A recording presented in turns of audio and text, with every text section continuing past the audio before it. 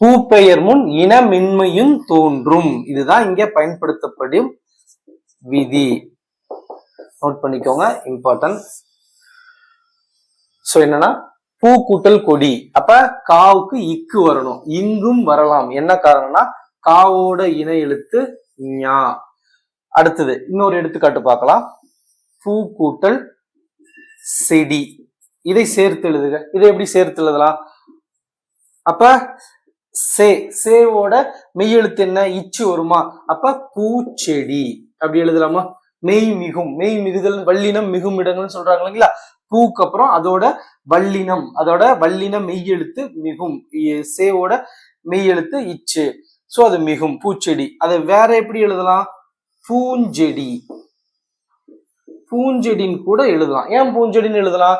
ஏன்னா சாக்கு இணை எழுத்து ஞா, வல்லின எழுத்துக்கு இணை எழுத்து மெல்லின எழுத்து. சோ பூச்செடின்னு வரலாம், பூஞ்செடின்னு வரலாம். பூச்செடியை பிரிச்சு எழுதுனா பூக்கூட்டல் செடி தான், பூஞ்செடியை பிரிச்சு எழுதுனா பூக்கூட்டல் செடி தான் அப்படின்னு எழுதிக்கலாம். வேற என்ன சொல்லலாம்?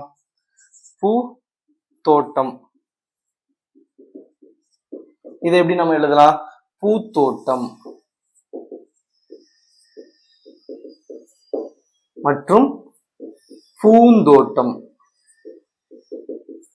சோ தாவோட இணை எழுத்து ஞா, பூக்கூட்டல் தோட்டத்தை பூத்தோட்டம்னு எழுதலாம், அல்லது அந்த தாவோட இணை எழுத்தான இன்னையும் நம்ம பயன்படுத்திக்கலாம். ஏன்னா வல்லினத்துக்கு இணை எழுத்து மெல்லின எழுத்து.